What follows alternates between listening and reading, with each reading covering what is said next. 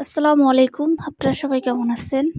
তো আজকে চলে আসলাম ব্যালকনিতে। ব্যালকনিতে আমি একটা মরিচ গাছ লাগিয়েছি এবং একটা তুলসী গাছ এবং একটা পোলাও পাতা গাছ লাগিয়েছি। আর হচ্ছে আমার টাইগার মুরগিগুলো আছে। তো অনেকদিন আগের কথা, প্রায় ১ থেকে ১.৫ মাসের মতন আগের কথা। তখন আমি ৪ টা টাইগার মুরগি বাচ্চা কিনেছিলাম। তো সেই বাচ্চাগুলো এভাবে খাঁচার মধ্যে বন্দি করে পালতেছিলাম। পালার পরে এই যে দেখেন এখন কতটা বড় হয়েছে।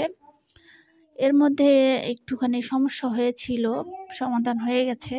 তো এখন বর্তমানে টাইগার মুরগির গুলোর একটু সমস্যা আছে। সেটা হচ্ছে আ হচ্ছে কি জানি কয় ওটারে? বসন্ত রোগ ওইটা হয়েছে। বসন্ত রোগের যে লক্ষণটা হচ্ছে মাথার উপরে বা ওদের যে মাথায় একটা ফুলের মতন আছে, ওইটার মধ্যে ছোট, ছোট বিচি এবং গোটা, গোটা হয়। তো মশায় কামড় দিলে এগুলো হয়। আমি যখন কবুতর পেলেছিলাম তখন এই ধরনের সমস্যার মধ্যে পড়েছিলাম। কবুতরগুলোর প্রায় এরকম হতো, বাচ্চা, বুড়ো।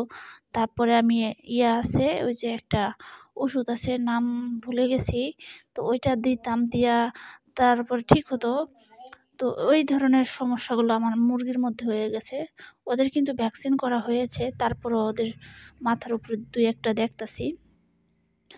তো মুরগির বাচ্চাগুলো ভিতরেই ছিল।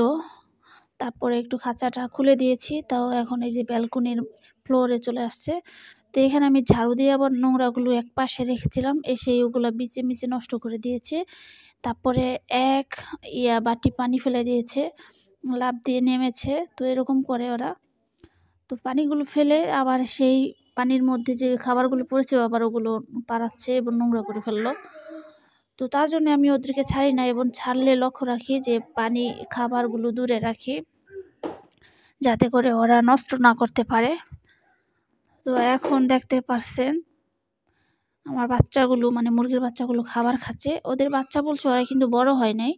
ওদের বয়সটা বড় হয় নাই, ওরা দেখতে বড় হয়েছে। ওদের বয়স হচ্ছে ১.৫ মাসের মতন হবে। এরকমই হবে। এই যে দেখেন, ওরা এখন খাবার খাচ্ছে। ১.৫ মাস পুরোপুরি হয়ও নাই কিন্তু।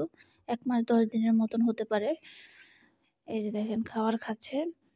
তো আফিয়া বুড়িও ওদেরকে খাবার দিয়েছিল। তো ফিডটা দিয়েছিলাম। ফিডটা শেষ হয়ে গেছে। ওদের জন্য আবার ফিড আনবো। আর হচ্ছে ভুট্টা ভাঙার যে একদম পাউডার ওইটা আনবো। ওইটা একদম ভুসির সাথে মেখে তারপর খাওয়া যায়। বড়টা খেতে পারে না আর খেতেও চায় না। তো সবার বড় হচ্ছে এই যে এটা উপরে, এই যে কালো, কালো এই যে পানি খাচ্ছে, ওই হচ্ছে সবার বড়। ওর ওজন এসেছে ১ কেজি ২০০ গ্রাম। তাও মেপেছি পুরোপুরি যখন ১ মাস হয়েছিল তখন। আর এখন কতটুক হয়েছে জানি না।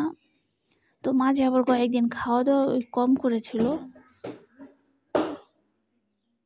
তো দেখেন এই যে এখন এখন কিন্তু আমি ৪ টা আবার একসাথে রেখেছি। এর মধ্যে ঠোকরা-ঠুকরি করেছিল, পরে আবার ভালো হয়ে গেছে। আবার কখন জানি ঠোকরা-ঠুকরি করে, এরকম।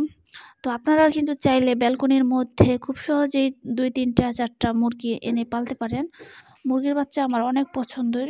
তো মুরগির বাচ্চাকে যখন পালি, কিন্তু ওদের যখন ওরা চিঁচি করে ডাকাডাকি করে, তখন একটু বিরক্তকর লাগে। অনেক শব্দ দূষণ হয় তখন। আর ওরা এখনো কিন্তু পুরোপুরি ওরকম অ্যাডাল্ট হয় নাই। ওরা যখন ডাক দেয় তখন চি, চি এরকম মাঝে, মাঝে একটু শোনা যায়। এগুলো ওদের মানে কণ্ঠস্বরগুলো চেঞ্জ হয়ে যাবে। যেহেতু ওদের বয়ঃসন্ধিকাল চলতেছে, আর এর মধ্যে আস্তে, আস্তে ঠিক হয়ে যাবে। আর সামনে ওরা অ মোরগগুলো বড় করে ডাক দিবে আর মুরগিগুলো ক, ক, ক করবে। এখানে মুরগির সংখ্যা খুবই কম। একটা হচ্ছে মুরগি হতে পারে। আর বাকি ৩ টা মনে হয় মোরগই হবে। তো দেখি এগুলো কত বড় হয়। আরও একটা সমস্যার মধ্যে পড়েছি। এই মোরগগুলোর মাথার তাজটা অনেক বড়। যার কারণে মোরগগুলো আমার খাঁচার মধ্যে ধরে না ঠিকমতো। আর ওদের যে মাথার তাজটা আছে ওই খাঁচার শিকের সাথে লেগে যায়। তার জন্য ভাবলাম একটু ছাড়ি, সারাক্ষণটা তো বসে থাকি, শুয়ে থাকি ঘরের মধ্যেই। ওদের জন্য জায়গাটা একটু বেশি হলে ভালো হতো। তো আপনারা অনেকেই বলেছিলেন যে আমি পুরনো বাসায় নিয়ে যাই, ওখানে খোলামেলা অবস্থায় থাকবে। কিন্তু লাল বানু যে যা শুরু করেছে ওদের তো নেওয়াই যাবে না। কালো বাচ্চাগুলো সন্ধ্যার সময় আসলে সবাইকে তাড়িয়ে দেয়, ঠোকরাঠুকি করে। আর ওদের নিলে তো ২ দিনেই মনে হয় মেরে ফেলবে, ঘা করবে, তারপরে ওরা অসুস্থ হয়ে যাবে। তো এখন নেওয়া যাবে না। তো আমি চেষ্টা করতেছি অনলাইনে খাঁচা অর্ডার দিব। খাঁচা যদি একটা সুন্দর করে বানাতে অর্ডার দেই, মানে আমি এটা মেপেছিলাম যে আমার খাঁচার রুমগুলো হচ্ছে উচ্চতা হচ্ছে আপনার ১২ ইঞ্চি করে, এবং টোটাল খাঁচাটা মনে হয় আমার উম কত ইঞ্চি ভুলে গেলাম। তো আমি মেপেছিলাম। তো এখন আমি বর্তমানে একটু মানে ৩৮ ইঞ্চির মতো করে দিব। বা ১৮ ইঞ্চি করে দিব। ১৮ ইঞ্চি করে দিলে ভালো হবে। তাহলে ওরা দাঁড়াতে পারবে। প্রতিটা ঘরের উচ্চতা এবং লম্বায় আরও বেশি হবে। ২-৩ তলার মতো একটা খাঁচা বানাবো ভাবছি। তো আর এই তারগুলো হয়তো সম্ভবত ১০ নাম্বার তার। তো আমি চেষ্টা করব ৫ নাম্বার তার দিয়ে বানানো। কারণ যেহেতু বড় জাতের মুরগি পালবো আর এগুলো অনেক ওজন হয়। তো সেক্ষেত্রে ৫ নাম্বার তার দিয়ে যদি বানাই তাহলে খাঁচাটা খুব মজবুত হবে। এই যে দেখেন, আর খাঁচার যে ফাঁকা জায়গাটা আছে এগুলো দিয়ে যাতে ছোট বাচ্চাগুলো বের হয়ে না যায়, ওইভাবে সিস্টেমটা করতে হবে। মানে ১/২ ইঞ্চি বা আ ১/২ ইঞ্চির একটু বেশি এরকম করে ফাঁকা রাখতে হবে, তাহলে ভালো হবে। আর দেখেন এখন ফিড দেওয়ার পরে ওরা কিভাবে খাচ্ছে ফিডটা। ওদের জন্য ঘাস আনতে হবে, ওরা ঘাসটা অনেক পছন্দ করে। দেখি আজকে বিকেলবেলা বাইরে যাব। তারপরে ওই চকের থেকে কিছু ঘাস পাতা নিয়ে আসবো ওদের জন্য। একটু বেশি পরিমাণ নিয়ে আসবো, তাহলে পলিথিনে করে তারপরে ফ্রিজে রেখে দিলে ওরা ভালোভাবে খেতে পারবে ওই খাবারটা। এই যে দেখেন ওরা কিন্তু সুন্দরভাবেই খাচ্ছে খাবারগুলো। ওদেরকে ঘরের মধ্যে ঢুকিয়ে দিয়েছি।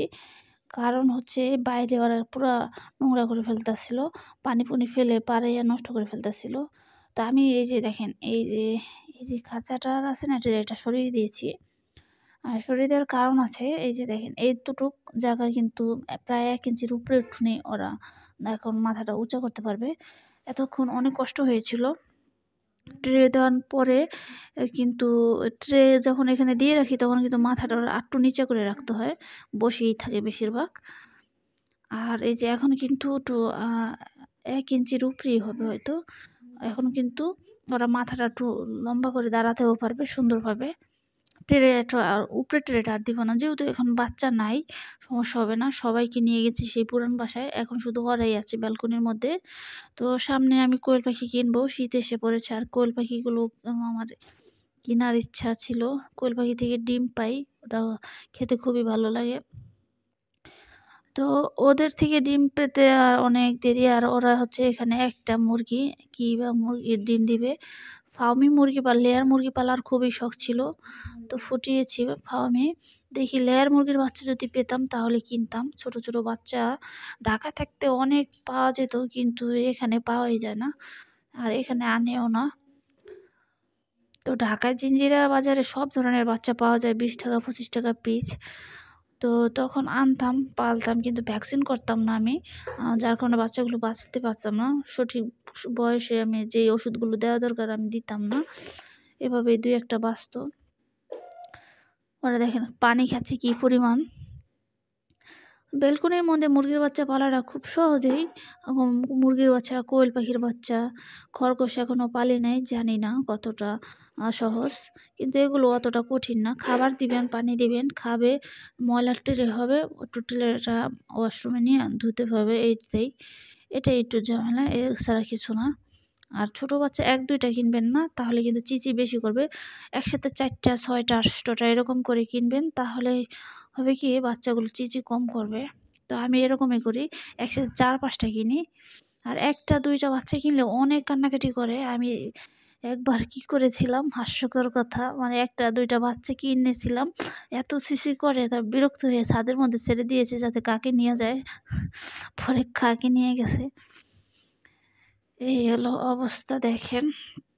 ওরা খাবার খাচ্ছে কিন্তু মজা করে, ওদের ভালো লাগতাছে। আমি এই যে এইটা হচ্ছে আপনার, যদি আমি ১৮ ইঞ্চি দেই তাহলে আমি দেখালাম যে এই পর্যন্ত হবে। আর যদি এখন বর্তমানে আছে এই যে ১২ ইঞ্চি, এই যে ট্রে রাখার জায়গাটা বাদ দেওয়ার পরে ১২ ইঞ্চি থাকে। হ্যাঁ, ১২ ইঞ্চি। এই যে অর্ধেকে যে শিকটা দেখতেছেন এটা হচ্ছে ৬ ইঞ্চি আর এটা ৬ ইঞ্চি, মোট ১২ ইঞ্চি আছে। আর আরও ৬ ইঞ্চি দিলে ১৮ ইঞ্চি হয়ে যাবে। তাহলে ওদের জন্য ঠিক থাকবে। মানে মুরগিগুলো সঠিকভাবে দাঁড়াতেও পারবে, হাঁটাহাঁটিও করতে পারবে। তো এতটুকু উচ্চতার দেওয়াই দরকার। অন্তত আমি নিচতলাটা ১৮ ইঞ্চি দিয়ে বানাবো। আর বাকিগুলো ওই যে ১৫ ইঞ্চি করে বানালেও হবে। তো দেখি আগে খাঁচাটা সুন্দরভাবে মাপি, তারপর জায়গাটা মাপি। তো আফিয়ার হাতে কিছু খাবার ছিল, ওই খাবারগুলো দিয়ে দিলাম। ওরা খাবে এখন। সব খাবারগুলো দিয়ে দিলাম। এই যে দেখেন খাবারগুলো দেওয়া হয়ে গেছে। ওরা একদম সুন্দরভাবে খাচ্ছে। তো ওদের খাওয়াটা দেখে খুবই ভালো লাগতেছে। তো আজকের ভিডিও ছিল এই পর্যন্তই। আপনারা সবাই ভালো থাকবেন, সুস্থ থাকবেন। আসসালামু আলাইকুম।